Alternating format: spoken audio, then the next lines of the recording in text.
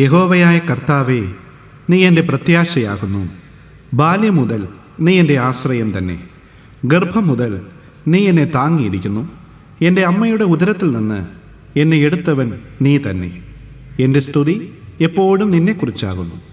ഞാൻ പലർക്കും ഒരത്ഭുതമായിരിക്കുന്നു.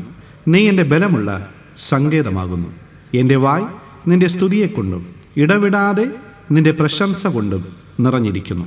സങ്കീർത്തനങ്ങൾ 71 അധ്യായം 5 മുതൽ 8 വരെയുള്ള വാക്യങ്ങൾ.